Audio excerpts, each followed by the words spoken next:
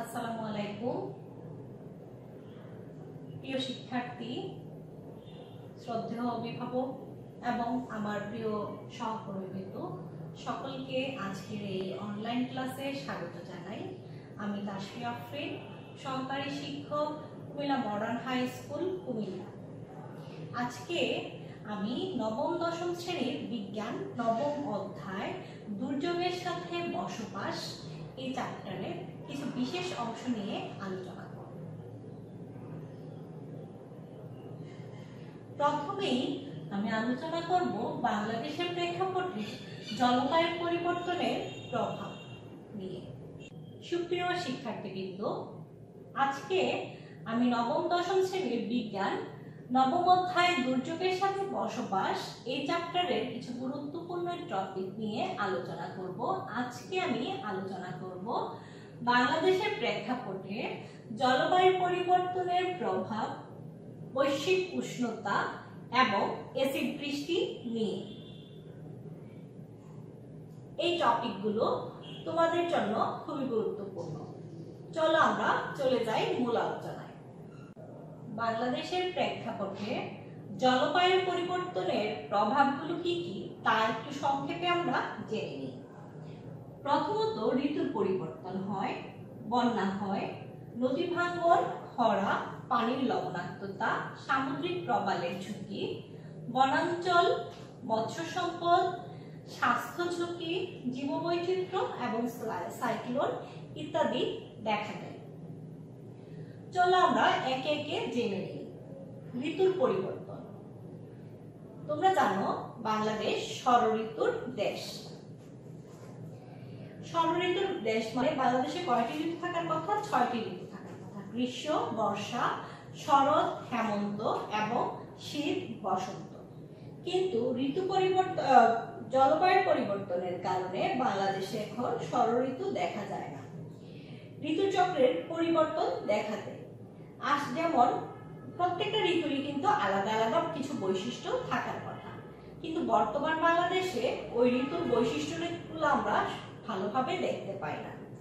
জলবায়ু পরিবর্তনের কারণে ঋতুচক্রের উল্লেখযোগ্য পরিবর্তন দেখা যাচ্ছে। আষাঢ় এবং শ্রাবণ এই দুই মাস বর্ষাকাল, অর্থাৎ এই 2 মাসে ভারী বর্ষণ বা বৃষ্টিপাত হওয়ার কথা, কিন্তু বর্তমানে আশ্বিন মাসেও ভারী বৃষ্টিপাত দেখা দেয়। তা অসময়ে বন্যার কারণ হিসেবে দেখা দিচ্ছে। অন্যদিকে শীতকাল ধীরে ধীরে কি হচ্ছে? সংকুচিত হয়ে যাচ্ছে। গ্রীষ্মকালে দেখা যায় প্রচন্ড গরম, আর মাঝে মাঝে তাপমাত্রাও মাঝে মাঝে অনেক বেড়ে যায়, প্রায় 45 থেকে 48 ডিগ্রি সেলসিয়াস দেখা যায়। অন্যদিকে শীতের সময় কখনো কখনো তাপমাত্রা অনেক বেশি কমে যাচ্ছে। এই অস্বাভাবিকতার কারণে কখনো অত্যাধিক পরিমাণে গরম, আবার কখনো অত্যাধিক পরিমাণে শীত দেখা দেয়, অর্থাৎ ঋতু পরিবর্তিত হয়। বন্যা। নদীমাতৃক দেশ বাংলাদেশ। বন্যার ফলে নদীমাতৃক দেশ বাংলাদেশে প্রায় বন্যা দেখা যায়, আর বন্যার ফলে জমিতে পলি পড়ে, যা মাটির বা জমির উর্বরতা বৃদ্ধি করে। এতে ফসলের উৎপাদন ভালো হয়। কিন্তু সাম্প্রতিককালে জলবায়ু পরিবর্তনের ফলে ঘন ঘন এবং অসময়ে প্রলয়ঙ্করী বন্যা লক্ষ্য করা যাচ্ছে। আগের দিনে এই ধরনের বন্যা দেখা যেত, কিন্তু কম পরিমাণে দেখা যেত, কিন্তু বর্তমান যুগে প্রায় বন্যা দেখা যায়। তোমরা জানো 1988, 1995, 1998 এবং 2005 সালে বাংলাদেশে প্রলয়ঙ্করী বন্যা জানমালের অপূরণীয় ক্ষতি হয়েছে। এ কারণে বাংলাদেশের সাম্প্রতিক অর্থনীতির উপর বিরূপ প্রভাব ফেলে। কিন্তু বর্তমানে বাংলাদেশে প্রায় বন্যা দেখা যাচ্ছে, এবং বন্যার কারণে বাংলাদেশের অর্থনীতিতে মারাত্মক ক্ষতির সম্মুখীন হচ্ছে। বিশেষ করে যে সকল এলাকা বন্যায় প্লাবিত হওয়ার কথা ছিল না, ওই সকল এলাকাও কিন্তু বন্যায় প্লাবিত হচ্ছে, যার কারণে দেশের অর্থনীতির মারাত্মক ক্ষতির সম্মুখীন হচ্ছে। তারপর আমরা জানবো নদী ভাঙ্গন। তোমরা জানো নদীমাতৃক দেশ বাংলাদেশ। যদি বন্যার পরিমাণ বেশি হয় বা ঘন ঘন বন্যা হয় তাহলে নদী ভাঙ্গন হবে। আর নদীর যদি ভাঙ্গন হয় তাহলে নদীর তীরবর্তী বা কাছাকাছি অবস্থিত এলাকাগুলো নদীর পানি এবং বন্যার পানিতে তলিয়ে যাবে। এতে কি হবে? এতে নদীর তীরবর্তী মানুষ বা যারা বন্যা দুর্গত এলাকার মানুষ, তারা কি হবে? তারা তাদের গৃহহীন হয়ে পড়বে, ফসলহীন হয়ে পড়বে, ভূমিহীন হয়ে পড়বে। এতে শহর অঞ্চলে নদীর পানি দ্বারা যে সকল অঞ্চল প্লাবিত হয়, বন্যার পানি দ্বারা যে সকল অঞ্চল প্লাবিত হয়, ওই সকল অঞ্চলের মানুষ কি করে? উঁচু এলাকার দিকে চলে যায়। ফলে শহর অঞ্চলে বা যে সকল এলাকায় পানি ওঠে নাই, বন্যা হয় নাই বা নদী ভাঙন হয় নাই, ওই সকল এলাকাতে ঘনবসতির সৃষ্টি হবে। ফলে ওই সকল এলাকায় বস্তিরও সৃষ্টি হতে পারে। এবার আসো খরা। যেহেতু তাপমাত্রা বৃদ্ধি পাচ্ছে এবং বন্যার সময়ে বন্যা দেখা দেয়, আবার বর্ষাকালে বৃষ্টি ঠিকভাবে হচ্ছে না, তার কারণে কি হয়? বা জলবায়ু পরিবর্তনের কারণেও কি হচ্ছে? খরার সৃষ্টি হচ্ছে। খরার সৃষ্টি হলে কি হয়? পানি শূন্যতা দেখা দেয়। আমাদের যে সকল জমিতে ফসল ফলানো হয় ওই সকল জমিতে পর্যাপ্ত পরিমাণে পানি দেয়া হয় না বা পানি পাওয়া যায় না। দেখা গেল বর্ষাকালে বৃষ্টি হলো না, বর্ষাকালে যে সকল ফসল ফলানো হয় ওই সকল ফসল কিন্তু পানির অভাবে কি হবে? মারা যাবে। অথবা জমিগুলো এত বেশি শুষ্ক হয়ে যাবে যার কারণে ফসল ফলানো সম্ভব হবে না। এটাই হচ্ছে খরা। অর্থাৎ খরা হচ্ছে পানির অভাবে জমিতে ফসল চাষ না করার মতো একটি অবস্থা। জলবায়ুর পরিবর্তনের কারণে পানির লবণাক্ততারও সৃষ্টি হয়। চলো আমরা জানি কিভাবে পানির লবণাক্ততার সৃষ্টি হয়। তোমরা জানো সমুদ্রের পানির উচ্চতা বেড়ে গেলে সমুদ্রের তীরবর্তী অঞ্চলে পানির পরিমাণ কি হবে? বেড়ে যাবে। সমুদ্রের পানি সমুদ্রের তীরবর্তী অঞ্চলে পৌঁছে যাবে। যদি সমুদ্রের পানির উচ্চতা বেড়ে যায় তাহলে বাংলাদেশের প্রায় 1/3 আবাদি জমি বা ভূখণ্ড পানির নিচে তলিয়ে যাবে। সেক্ষেত্রে সমুদ্রের এই লবণাক্ত পানি মূল ভূখণ্ডে ঢুকে নদ নদী, খাল বিল এবং আমাদের ফসলের জমি বা আবাদি জমিও কি হবে? আবাদি জমিতেও পানি চলে আসবে। এতে আমাদের যে ফসল ফলাই আবাদি জমি, এই আবাদি জমির মধ্যে লবণাক্ততার সৃষ্টি হবে। আর এই লবণাক্ততার কারণে আমাদের ফসল হবে না বা ফসলের জন্য মারাত্মক কি হবে? ক্ষতির সৃষ্টি হবে। সাম্প্রতিককালে এক তথ্য অনুযায়ী দেখা যায় বাংলাদেশের দক্ষিণ পশ্চিম অঞ্চলে লবণাক্ততার কারণে প্রায় 8,30,000 হেক্টর জমি লবণাক্ততার কারণে কৃষির অনুপযোগী হয়ে পড়ে। কাজেই জলবায়ু পরিবর্তনের ফলে লবণাক্ত পানি বাংলাদেশের ভয়াবহ খাদ্য ঝুঁকির সৃষ্টি করতে পারে। যদি লবণাক্ত পানি আবাদি জমিতে চলে আসে, ওই আবাদি জমি কিন্তু অনাবাদি জমিতে পরিণত হবে। অর্থাৎ যে সকল জমিতে সমুদ্রের পানি ঢুকে যাবে ওই সকল জমিতে কিন্তু আমরা ফসল ফলাতে পারবো না, যার কারণে ফসলের জমির পরিমাণ কমে যাবে। আর ফসলের জমির পরিমাণ যদি কমে যায় আমাদের খাদ্যের কি হবে? ঘাটতি দেখা দিবে। তারপর আমরা জানবো সামুদ্রিক প্রবালের কি কি ঝুঁকি হতে পারে। সামুদ্রিক প্রবালের ঝুঁকি, তোমরা কি সামুদ্রিক প্রবাল দেখেছো? সেন্ট মার্টিনে গেলে সামুদ্রিক প্রবাল তোমরা দেখতে পাবে। সামুদ্রিক প্রবাল তাপমাত্রার জন্য খুব সংবেদনশীল। এরা 22 থেকে 28 ডিগ্রি সেলসিয়াস তাপমাত্রায় জীবনযাপন করতে পারে। যদি তাপমাত্রা 1 বা 2 ডিগ্রি সেলসিয়াস বেড়ে যায় তাহলে সামুদ্রিক প্রবাল জীবনযাপন করতে পারে না বা সামুদ্রিক প্রবাল ওই তাপমাত্রায় জীবন ধারণ করতে পারে না। সাম্প্রতিককালে এক গবেষণায় দেখা যায় 1960 সালে বাংলাদেশের সেন্ট মার্টিন দ্বীপে যে পরিমাণ সামুদ্রিক প্রবাল ছিল 2010 সালে তার পরিমাণ প্রায় 70% কমে যায়। এর কারণ কি? এর কারণ হচ্ছে, প্রধান কারণ হচ্ছে তাপমাত্রার বৃদ্ধি।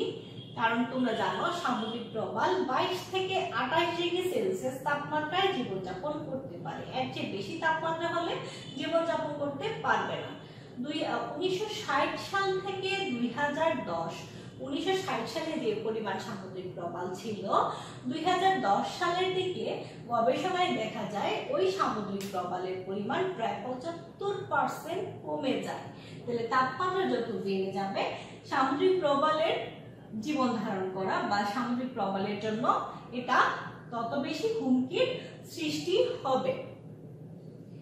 এবার আমরা জানবো জলবায়ুর পরিবর্তনের কারণে বনাঞ্চলের কি ক্ষতি হয়।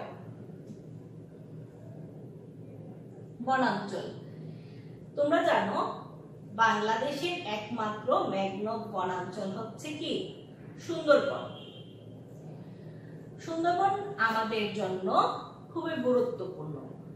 আমাদের শুধুমাত্র জীববৈচিত্র্য নয়, আমাদের অর্থনৈতিক উন্নয়নেও কিন্তু সুন্দরবনের অবদান রয়েছে। জলবায়ুর পরিবর্তনের কারণে সুন্দরবন বনাঞ্চলেরও কি হচ্ছে? ক্ষতি হচ্ছে। সুন্দরবন এই অঞ্চলে ঘূর্ণিঝড় যেমন সাইক্লোন, তারপর হচ্ছে হারিকেন ইত্যাদির জন্য রক্ষা কবচ হিসেবে কাজ করে। আমাদের অর্থনৈতিক উন্নয়নে এটি বিরাট ভূমিকা পালন করে। তো সমুদ্রের পানির উচ্চতা যদি বেড়ে যায়, তাহলে সমুদ্রের পানির উচ্চতা যদি বেড়ে যায় এটি বনাঞ্চলের জন্য ক্ষতির সম্মুখীন হবে। সমুদ্রের পানির উচ্চতা যদি 45 সেন্টিমিটার বৃদ্ধি পায় তাহলে আমাদের ম্যানগ্রোভ বনাঞ্চলের 75% ক্ষতিগ্রস্ত হবে বা পানির নিচে তলিয়ে যাবে। আবার সমুদ্রের পানির উচ্চতা যদি 1 মিটার পরিমাণ বৃদ্ধি পায় তাহলে ম্যানগ্রোভ বনাঞ্চল, বাংলাদেশের ম্যানগ্রোভ বনাঞ্চলের পুরোটাই পানির নিচে তলিয়ে যাবে। যদি সমুদ্রের পানির নিচে ম্যানগ্রোভ বনাঞ্চল তলিয়ে যায় তাহলে জীববৈচিত্র্যের কি হবে? জীববৈচিত্র্য ক্ষতিগ্রস্ত হবে। এবং জীববৈচিত্র্য ক্ষতিগ্রস্ত হলে আমাদের যে অর্থনীতি বনাঞ্চলের উপর নির্ভর করে বা ম্যানগ্রোভ বনাঞ্চলের উপর নির্ভর করে, তার জন্য আমরা কি হব? ক্ষতিগ্রস্ত হব। শিক্ষার্থীবৃন্দ, এখন আমরা জানবো জলবায়ুর পরিবর্তনের কারণে মৎস্য সম্পদ কিভাবে ক্ষতিগ্রস্ত হয়। তোমরা জানো বাংলাদেশ নদীমাতৃক দেশ, অর্থাৎ বাংলাদেশে নদ নদীর সংখ্যা কি? অসংখ্য। যেহেতু নদ নদীর সংখ্যা অসংখ্য, সেহেতু নদ নদীতে বসবাসকারী প্রাণীর সংখ্যাও কি? অসংখ্য হওয়ার কথা। নদীতে বসবাসকারী উল্লেখযোগ্য প্রাণী হচ্ছে মৎস্য অর্থাৎ মাছ, যা আমাদের অর্থনীতিতে একটি গুরুত্বপূর্ণ ভূমিকা পালন করে। বাংলাদেশে প্রচুর পরিমাণে মাছ পাওয়া যাওয়ার কথা, কিন্তু জলবায়ু পরিবর্তনের কারণে তোমরা জানো সমুদ্রের পৃষ্ঠের উচ্চতা বৃদ্ধি পাচ্ছে, অর্থাৎ সমুদ্রের পানির পরিমাণ কি হয়? বেড়ে যায়। আর বেড়ে গেলে সমুদ্রের তীরবর্তী অঞ্চলে কি হয়? পানি প্লাবিত হয়। আর ওই সমুদ্রের পানি মিঠা পানি অঞ্চলেও পৌঁছে যায়। অর্থাৎ মিঠা পানির মধ্যেও কিসের সৃষ্টি হয়?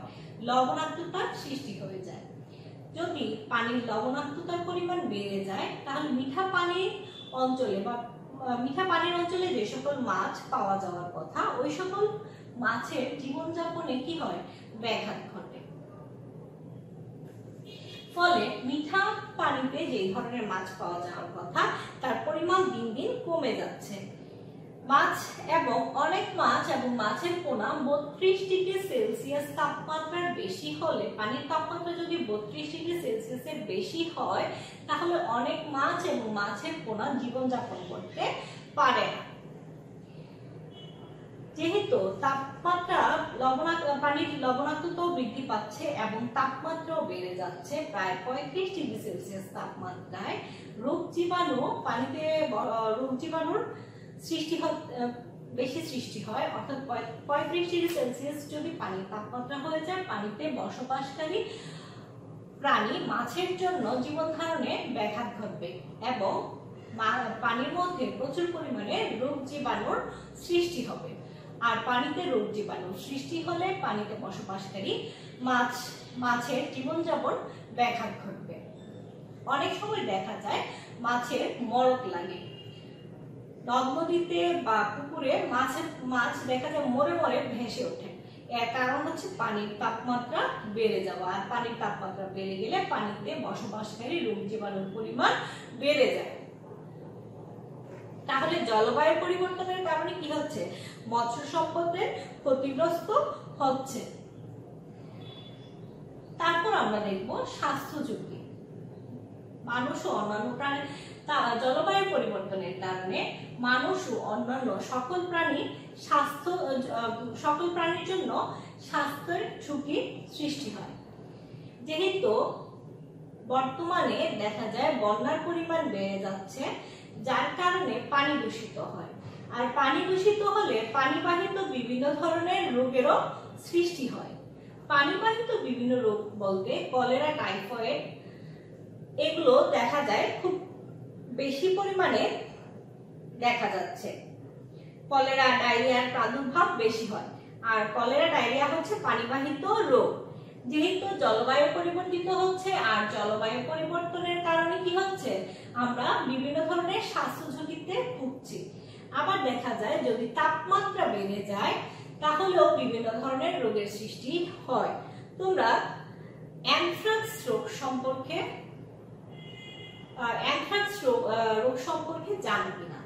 সিরাজগঞ্জ অঞ্চলে বা আগে অ্যানথ্রাক্স রোগটি বাংলাদেশে ছিল না, বর্তমানে প্রায় 3-4 বছর ধরে দেখা যায় সিরাজগঞ্জ অঞ্চলে বিভিন্ন পশু খামারে অ্যানথ্রাক্স রোগটি ছড়িয়ে পড়ে। এর কারণ হচ্ছে উচ্চ তাপমাত্রা। উচ্চ তাপমাত্রার কারণে অ্যানথ্রাক্স রোগটি পশু পাখির খামারে ছড়িয়ে পড়ছে।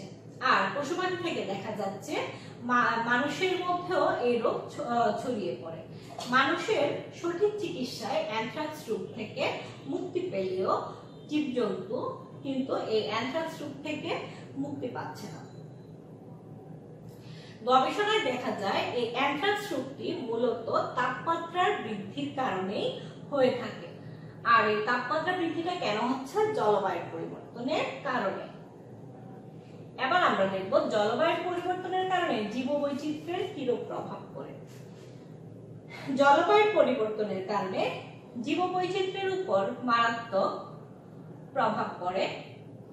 সঠিক উদ্যোগ না নেওয়া হলে জলবায়ু পরিবর্তন হলে বাংলাদেশের প্রায় 30% জীববৈচিত্র্য ধ্বংস হয়ে যাবে। তাহলে সঠিকভাবে যদি ব্যবস্থা বা উদ্যোগ নেওয়া না হয় জলবায়ু পরিবর্তনের, তাহলে বাংলাদেশের প্রায় 30% জীববৈচিত্র্য নষ্ট হয়ে যাবে।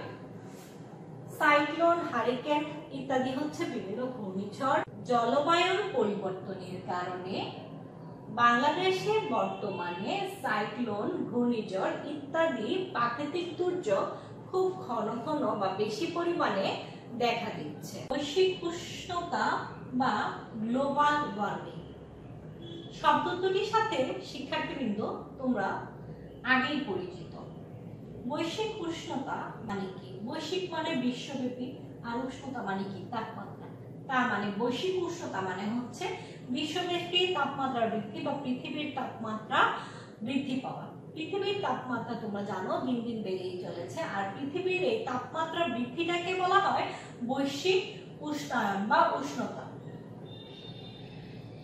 বৈশ্বিক উষ্ণায়ন কেন হয় বা বৈশ্বিক উষ্ণায়নের জন্য দায়ী কে? বৈশ্বিক উষ্ণায়নের সাথে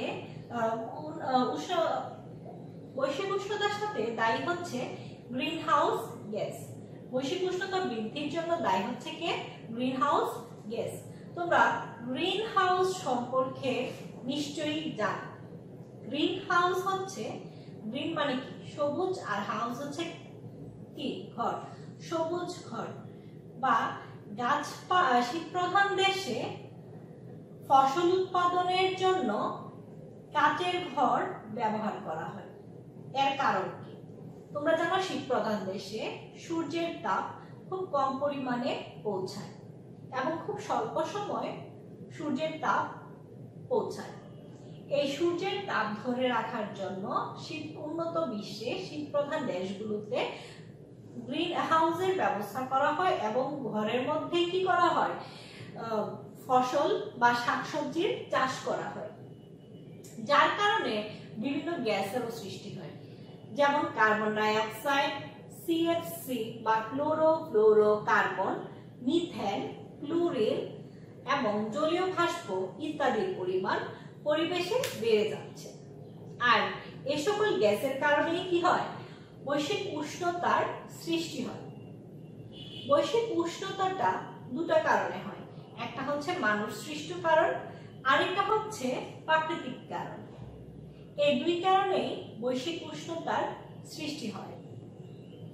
মানুষ সৃষ্ট কি কি কারণ আছে সেগুলা হচ্ছে যানবাহনের ধোঁয়া, শিল্প কলকারখানার ধোঁয়া, বিদ্যুৎ উৎপাদন কেন্দ্র থেকে সৃষ্ট ধোঁয়া, রেফ্রিজারেটর বা শীততাপ নিয়ন্ত্রিত যন্ত্রের ব্যবহার দিন দিন বেড়ে চলেছে, যার কারণে এই বৈশ্বিক উষ্ণতার পরিমাণও বেড়ে চলেছে।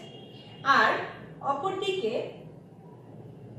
প্রাকৃতিক কিছু কারণ রয়েছে যার কারণে বৈশ্বিক উষ্ণতা বৃদ্ধি পাচ্ছে, যেমন আগ্নেয়গিরির অগ্নি উৎপাত, দাবানল, গবাদি পশুর মলমূত্র ও প্রাকৃতিকভাবে গাছপালার ক্ষয় ইত্যাদির কারণেও বৈশ্বিক উষ্ণতা বৃদ্ধি পাচ্ছে। তোমরা জানো দিন দিন জনসংখ্যা কি হয়, বৃদ্ধি পায়, আর এই বাড়তি জনসংখ্যার জন্য প্রয়োজন হয় বাড়তি খাবারের, বাড়তি বসবাসের স্থান এবং বাড়তি সবকিছুর বাড়তি প্রয়োজন। বাড়তি যেমন বসবাসের স্থানের প্রয়োজন, তেমনি বাড়তি খাবারের প্রয়োজন, এবং যানবাহনও কি হচ্ছে দিন দিন বেড়ে যাচ্ছে, যানবাহনের সংখ্যাও দিন দিন বেড়ে চলেছে।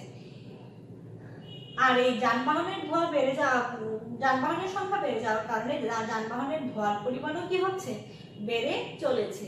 আর যে পরিমাণ জনসংখ্যা বৃদ্ধি পাচ্ছে, সে পরিমাণ কলকারখানা বৃদ্ধি পাচ্ছে, তারপর যানবাহনের পরিমাণ বেড়ে যাচ্ছে, সবকিছু যে পরিমাণে বৃদ্ধি পাচ্ছে ওই পরিমাণে কিন্তু গাছপালা বৃদ্ধি পাচ্ছে না।